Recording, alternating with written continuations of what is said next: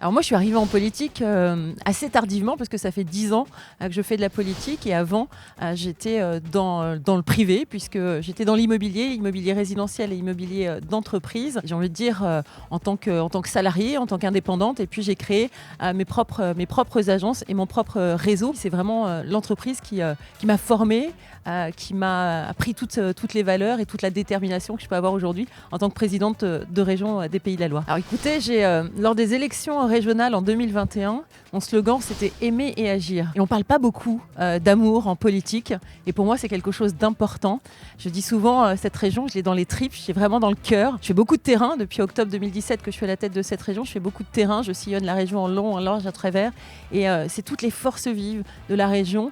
Leur amour pour ce qu'ils font, leur amour aussi pour la région. Et donc l'amour de cette région, c'est des chefs d'entreprise, ce sont des présidents ou des bénévoles d'associations, ce sont tous les jeunes que je peux rencontrer dans nos lycées. C'est toute cette force vive qui fait vraiment cette région. Et j'ai vraiment beaucoup d'amour pour cette région et je trouve qu'en politique, on devrait parler plus souvent d'amour. La plus grande ambition et la plus belle ambition pour la région des Pays de la Loire, c'est la jeunesse. Puis c'est le sens même profond de mon engagement en politique. Je le dis très souvent, j'ai fait autre chose avant de faire de la politique, je ferai certainement autre chose après, c'est tout ce que je me souhaite, mais l'ambition première, c'est vraiment pour la jeunesse.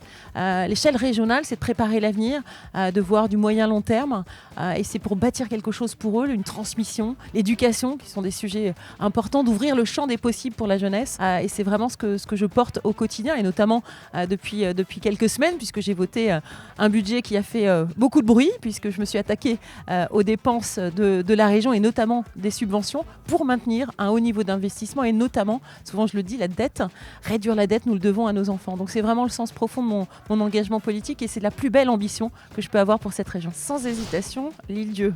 Là, c'est très personnel. Pour moi, l'Île-Dieu, c'est l'endroit où je vais me ressourcer, c'est l'endroit où on se retrouve en famille. J'aime beaucoup ce lieu, c'est la seule île de la région. Alors, il y a Noirmoutier, mais c'est pas une vraie île parce qu'il y a un pont. Vous prenez le bateau, voilà, l'Île-Dieu, on dit souvent, ça se mérite, mais c'est vraiment un havre de paix, une vraie pépite sur la chance qu'on a d'avoir cette île dans la région des Pays de la Loire. Et pour moi, je me ressource vraiment. C'est le seul endroit où j'arrive à me ressourcer, des paysages extraordinaires. Vous faites les grandes balades sur le long de la plage.